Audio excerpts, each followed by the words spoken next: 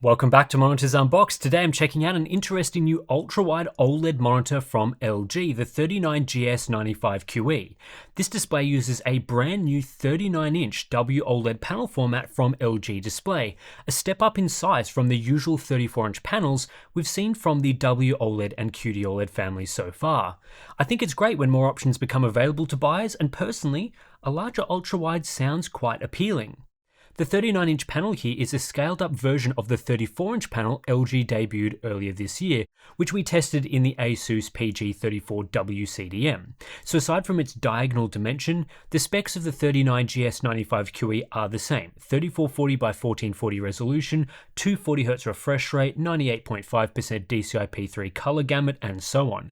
The idea being that with the 39 and 34-inch options, LG are also selling the smaller 34GS95QE, you can simply choose the size you prefer, much like buying a TV.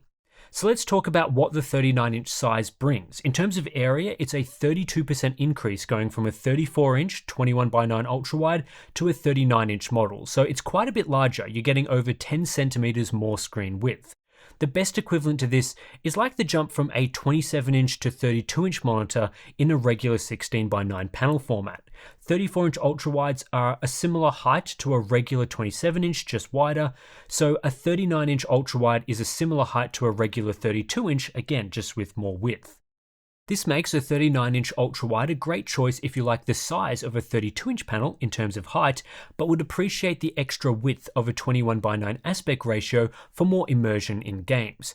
I really like this sort of size for an ultrawide. I think it's a noticeable improvement over 34-inch. It's a great size for regular desk viewing distances, and I've thought so since testing some similar 38-inch LCD ultrawides several years ago.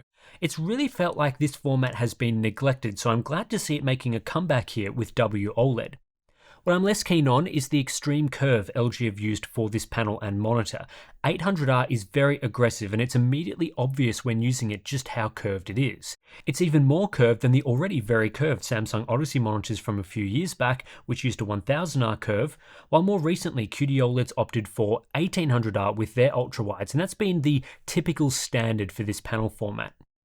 It's difficult for me to say whether 1800R or 800R is better, as I use an 1800R curved gaming monitor on a daily basis, so I'm very used to how that curve looks and feels.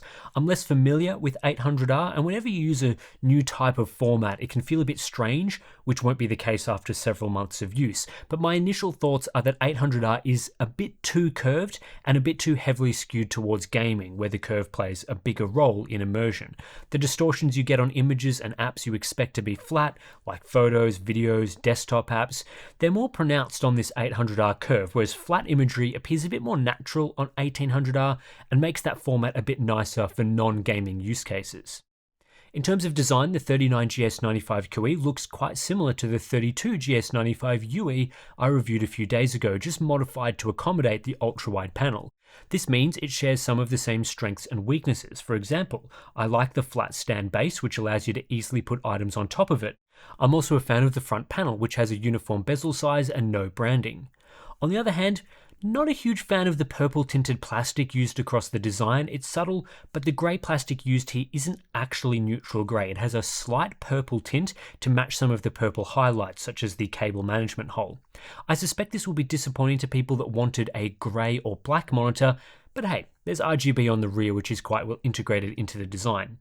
The use of plastic itself isn't a huge issue though. This is a well-constructed monitor with a nice premium design. It doesn't have many unnecessary gamer elements, the minimalist rear looks excellent, and the stand is sturdier and better built than some of LG's previous models.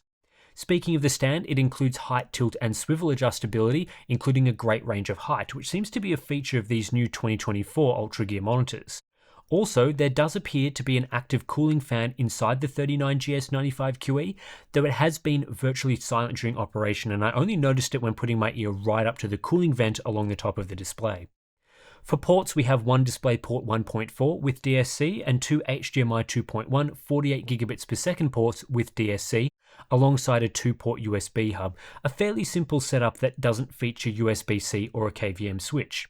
Both DisplayPort and HDMI allow for the full 3440 by 1440 at 240Hz, though DSC is required. If you want to use NVIDIA features that are incompatible with DSC, you can turn DSC off in the OSD settings at the expense of reducing the refresh rate to 120Hz. The OSD is controlled through a directional toggle on the rear of the display, and it includes LG's typical feature set. There's crosshairs, an FPS counter, black boosting, various color controls, and an sRGB mode. There's also a few options like the ability to disable deep sleep. Nothing overly surprising here, but it's good to see the interface is easy to navigate. Unfortunately, text quality and clarity on this panel is mediocre. This is due to a number of factors, including the resolution and the use of WOLED technology, which for this panel sticks with the RWBG subpixel layout. In moving to a larger 39-inch panel size, LG Display opted to not increase the resolution from 3440 by 1440, which is typically used on 34-inch panels. This reduces the pixel density from around 110 ppi on a 34-inch monitor to just 95 ppi here, which is a noticeable downgrade. With some of the previous LCDs that I've looked at, like the 38-inch LG 38GL95QE, they used a 3840 by 1600 resolution at this size, which maintains around that 110 ppi seen with the 34-inch models. This resolution, or ideally something even higher, should have been used with this 39-inch WOLED rather than opting for the same resolution stretched up to fit a larger screen. With a lower than ideal pixel density, the issues seen on 1440p class WOLEDs are more visible. The non-standard RWBG subpixel layout causes some blurring and shadowing for fine elements like text, which leads to a noticeable downgrade in text quality compared to an LCD of the same pixel density. It's not a big deal in most games, and the pixel density is fine for content consumption, but when using desktop apps or browsing the web, I think the poor text clarity is quite noticeable. Also worth talking about is the screen coating, which, like for most desktop WOLED panels, is matte. There's no equivalent QD-OLED panel at this size, so if you specifically want the 39-inch panel format, you'll have to put up with the matte finish. To some OLED enthusiasts, this is a controversial choice, although I think this is one of the better matte screen coatings. It's moderate in terms of grain, so those that hate any coating grain may not be a huge fan here, but it does do a great job of eliminating reflections, reducing diffuse light, and preserving OLED blacks. While the screen coating is great for use in brighter environments, I think there's a few things working against the 39GS95QE for use as a desktop productivity monitor. Its significant curve introduces distortions for apps that should be flat, the pixel density is low and leads to poor text quality, and there's a risk of permanent burn-in when viewing static content for long periods of time. On top of this, LG does not offer a burn-in warranty with this display, so that pretty much puts the nail in the coffin and restricts the 39GS95QE to content consumption only. Alright, it's Future Tim here with an update that I've slotted into this review after it was completed last week. I just said the 39GS95QE does not offer a burn-in warranty, which is something LG disagrees with. They've told me over email that the 2-year warranty listed on their website that covers OLED display panel does actually cover burn-in, even though that isn't explicitly what is written in their warranty document or on their website. LG claims this wording itself conveys that burn-in is covered. Now, I disagree with this. I believe that buyers need something to point to in warranty claims that explicitly states burn-in is covered, and that if they can email me saying burn-in is covered, they can update their website with that information too. And until it's clearly stated somewhere, like Dell does for example on their website, clearly listing burn-in is covered as part of their warranty, LG is being unclear at best, and I can't confidently say their warranty covers burn-in. And it seems you guys agree when I recently asked you about this on our community tab. So as things currently stand, in my opinion, the status of the burn-in warranty is unclear, and I would err on the side of caution here, which is that if it doesn't explicitly say so on the website, it's not covered. If LG updates their website with more explicit wording, I'll pin a comment below, but anyway, back to the rest of the review. Motion performance, like other OLED monitors, isn't particularly interesting as we're getting the same elite speeds we've seen on other products. At 240Hz, this is an extremely fast monitor with an average response time of 0.3 milliseconds, no appreciable overshoot, and excellent cumulative deviation. This is the same performance seen from other 240Hz WOLEDs, including the smaller 34-inch panel and last year's 27-inch 1440p models. We also get excellent numbers across the refresh rate range, as OLED panels do not change in performance at lower refresh rates, unlike LCDs. So for variable refresh rate gamers, this is an excellent choice, as you'll get superb performance even at moderate refresh rates like 120 or 60 Hz. The only issue you'll see at these lower refresh rates is sample and hold motion blur. OLEDs are fast, but speed can only take you so far at a refresh rate like 60 Hz. As I've said in other OLED reviews, there's really no difference between this OLED monitor and others that use OLED tech. So far, all the models I've tested have performed between a 0.2 and 0.4 millisecond average at their maximum refresh rate, which is a negligible difference. The big difference though is between OLED and LCD, with OLEDs being the clearly superior technology for motion performance. Typically, a 240Hz OLED is roughly equivalent to a 360Hz LCD in overall motion clarity due to its faster response times, but at the same refresh rate, the OLED will be better. Similar story in other performance charts. OLEDs have great performance across the refresh range, as OLEDs can maintain the same level of speed at any refresh rate. In contrast, LCDs typically get slower as the refresh rate decreases or produce more overshoot. So when we look at average cumulative deviation, OLEDs hold a significant lead over LCDs on average, and like the other graphs, the LG monitor is no different to other OLEDs.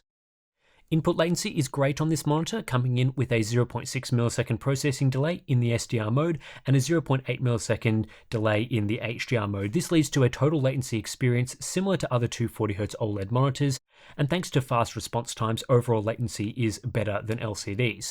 There's also an advantage here between the 39GS95QE and smaller 34-inch QD OLEDs, as at least right now those QD OLEDs top out at 175Hz, though we are expecting a refreshed series pushing up to 240Hz shortly.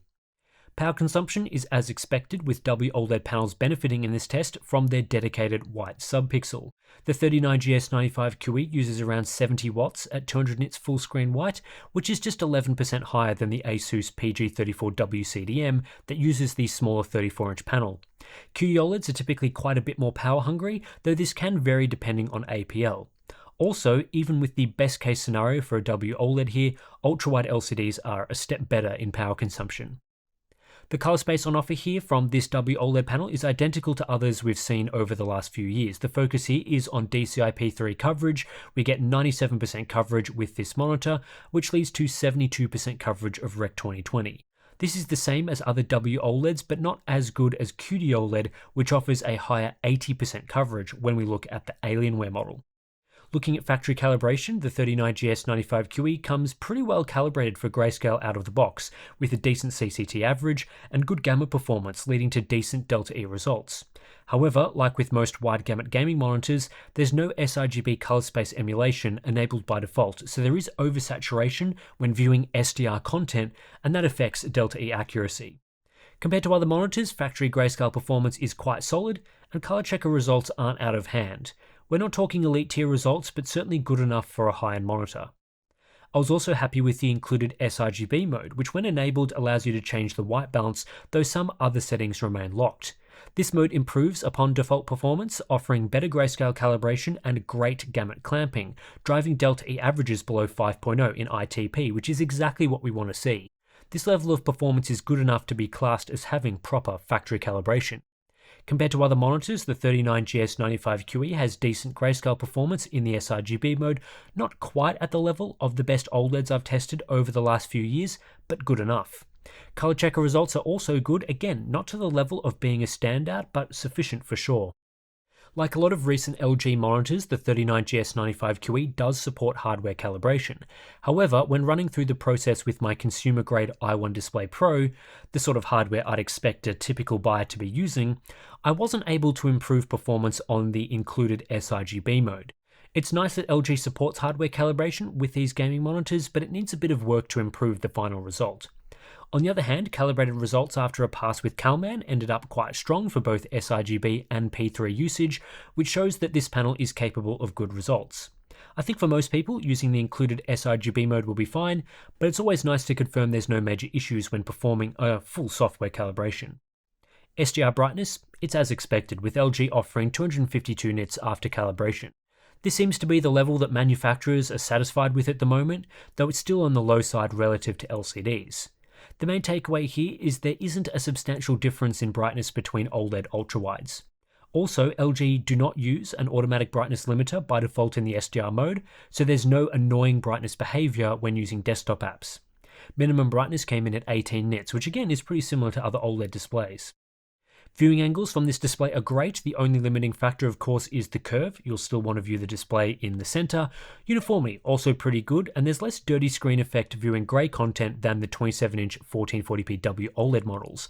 While not at the level of QD OLEDs, I actually think the 39-inch model here looks better in terms of dirty screen effect than the latest 4K 240Hz WOLED model, though it is a slight difference. The LG 39GS95QE is an excellent HDR display. This is due to OLED technology's inherent hardware qualities that are tailor-made for displaying HDR content. The key feature here is that each individual pixel is self-lit, meaning at a pixel level the display can turn on or off to accurately display everything from dark shadows to bright highlights.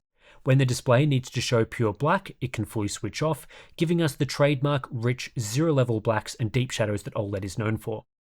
This is in contrast to most HDR-capable LCD panels, which are not fully controllable at the pixel level. LCDs require a backlight, and for HDR displays, this typically means the use of full-array local dimming, a technology that splits the backlight into zones. Whereas OLED can turn off each pixel individually, LCDs with local dimming can only turn off certain zones encompassing hundreds or even thousands of pixels. This can still be effective for HDR content and look great, but it has some fundamental flaws in difficult circumstances. For example, when showing a bright and dark element close together, an OLED can control each pixel as needed with a clean, accurate distinction between bright and dark. LCDs with local dimming need to masterfully control the zones to achieve the necessary distinction between bright and dark, and when the element is too small or not in the optimal position, the bright element can spill into the dark area within the backlight zone, creating ugly blooming artifacts. OLED therefore has the edge when it comes to displaying clean HDR content with minimal blooming or haloing. In some scenes, this will be the difference between raised blacks and deep blacks, such as for starfields and Christmas lights. At other times, OLED can have a brightness advantage for small bright objects within a dark scene. Subtitles will look cleaner on an OLED with reduced blooming, and generally, OLEDs produce richer shadows thanks to its inherently higher contrast ratio. Aside from brightness and shadow detail, OLEDs also have other advantages for HDR. As there are no backlight zones, OLEDs are faster to transition between bright and dark with no visible zone transitions. OLEDs are much less likely to suffer from backlight flickering, although light PWM behavior, especially when using a variable refresh rate, is common. And OLEDs like this one do not need to increase input latency in its HDR mode, as they don't need to run a backlight zone algorithm. In terms of HDR configuration, the 39GS95QE suffers from the same issues with its main HDR modes as the 32GS95UE. The two main configurations of interest are the Gamer 1 mode in either the low or high peak brightness settings. The low mode is the more accurate of the two but limits peak brightness, while the high mode pushes peak brightness higher at the expense of accuracy. The 39-inch model is better than the 32-inch 4K model in its low brightness mode because the brightness cap is higher. The 32-inch variant caps everything to a rather low 450 nits, whereas this 39-inch WOLED seems to set the limit more around 630 nits. This makes the low mode a lot more usable, even if it's not ideal. It also has excellent EOTF tracking with a low delta E average, though color performance is impacted by lower than expected luminance for some colors in the saturation sweeps. The high mode raises EOTF tracking across the board to achieve peak luminance just below 800 nits at a 10% window and around 1200 nits at a 2% window. This leads to a significant reduction in delta E accuracy, and in general HDR content in this mode has a brighter appearance. For example, an element that should be 100 nits is more like 220 nits in this mode. Flicking between the two modes not only raises that peak brightness level, but also raises brightness in darker scenes, leading to less darkness in shadows. Increasing the peak brightness of the monitor should not also brighten every other part of the content shown on screen. It should only affect the highlights, extending the EOTF curve rather than raising it. This leaves you with the choice between brightness and accuracy. Personally, I would choose the low mode in this instance and accept the lower peak brightness to ensure typical content isn't brighter than it should be. A 600 nit limit isn't amazing, but it's still okay for HDR content.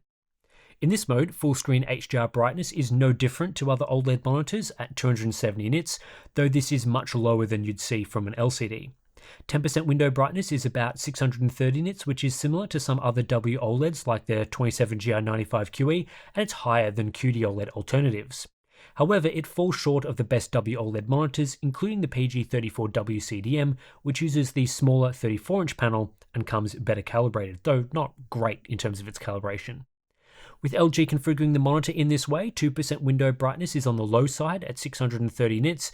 Were the higher brightness setting better calibrated, it would have sat closer to the top of this chart at 1147 nits. Here's a look at brightness versus window size to see how this display fares in both of the available modes. While the best mode for this monitor is the low peak brightness setting, the display is still capable of competitive numbers in some real-world brightness tests. For example, in this mid-APL scene, the 39GS95QE can push up to 511 nits, which is one of the better results I've seen. In the low APL video test, the monitor does fall short of better QD-OLED displays, and gaming brightness is not ideal either. However, again, this does depend on the APL of the content, and anything with a mid to higher APL does fare reasonably well here. I'm sure LG could tidy up peak brightness accuracy in the high mode through a firmware update. Color volume continues to be an issue with WOLED monitors in HDR applications, though this is no different to other modern WOLED panels. The 39GS95QE only recorded 37% Rec 2020 color volume, which is well below most QD-OLED monitors due to its lower color brightness. This is an area LG Display need to work on with their panels. Final section of this review is the Hub Essentials Checklist 2.0. The first section assesses how well LG have advertised this monitor, and generally I think they've done a good job outside of exaggerating response time claims. It would have been nice to get more detailed brightness information given this is an HDR monitor, but I've provided that for you here. In the feature support matrix, it's no surprise to see an OLED monitor performing well in the contrast and motion performance sections. Input lag is also low here, though there's no backlight strobing support. I gave LG a borderline result for an unlocked sRGB mode because there are still some settings locked in this mode, but it shouldn't impact the experience too much. The main misses with the 39GS95QE in terms of features are a lack of USB-C support, poor text clarity, a lack of burn-in warranty, and EOTF tracking issues with the maximum brightness mode. On the other hand, it's great to see the ability to disable both DSC and deep sleep if you want to, the nicely calibrated sRGB mode, and graceful SDR-HDR switching. Having now tested the LG 39GS95QE extensively, I'm left with mixed feelings. It's great to get an OLED ultrawide at this size. I think it's a really nice display format for gaming, and honestly, I prefer it to the 34-inch format that has been the focus for years now, but I'm not convinced that this specific take on the larger ultrawide is the best it could have been. WOLED has a lot of strengths that have been described at length on this channel. It has excellent motion performance thanks to elite response times and a high 240Hz refresh rate. It's well suited to HDR with deep zero-level blacks, per pixel local dimming and bright highlights, and the screen composition and coding, while controversial to some, does have its benefits in brighter usage environments. Combine all of this into a large immersive panel and it's a great foundation for a gaming display. Where I think LG have let themselves down is in the configuration of this panel. WOLED at a 1440p class resolution was already known to have weak text clarity, so expanding the 3440 by 1440 resolution up to a larger panel size wasn't the right move. At a minimum, this display should be 3840 by 1600, if not a higher resolution, which would have improved text quality and made the resolution on par with previous LCDs at this size. This just isn't a great monitor for viewing text-heavy content like web pages, which in turn hurts its versatility. Another mistake in my opinion was going with such an aggressive 800R curvature. I don't see the benefit here compared to the usual 1800R we get with most ultrawides, and if anything, it further reduces its usability for productivity. Now, neither the curve nor text quality have a huge impact on gaming, which is the primary focus of this display, but the more targeted you make a monitor to one specific use case, the more niche it becomes. There's also some things around the edges that LG could have done better, like tuning the highest brightness mode to be more accurate or including a burn-in warranty. I was quite happy with areas like its sRGB mode accuracy, SDR brightness, and input lag, but when we're talking about a premium expensive monitor, I'd like to see as many areas as possible getting close to perfection. At $1,500 US, this is a tough sell unless you specifically want the 39-inch size and are willing to pay a huge premium for it. The best 34-inch OLED ultrawide at the moment is the Dell Alienware AW3423DWF, and it's available for just $800 US. This means LG is charging $700 US to size up to 39 inches, and it simply isn't worth it. I don't see why this should cost even more than their 32-inch 4K 240Hz model either, which is a better overall product. Now, I do think a premium for a larger panel size is fair. The 39-inch model should probably cost more than the 34-inch model. Right now, in LG's own lineup, that premium is $200, as the 34GS95QE is priced at $1,300 US, and a $200 or 15% premium sounds fair. Where LG have gotten themselves into trouble is the 34-inch model is simply too expensive as well. If it was priced below $1,000, like it probably should be, that would allow the 39GS95QE to occupy a much more reasonable place in the market. I know most companies want to make a ton of cash selling OLEDs right now, but competition is fierce, and I'm just not a fan of unnecessarily high prices. But like with a lot of products, this isn't necessarily a terrible monitor. It certainly has got some strengths if you want the 39-inch panel size.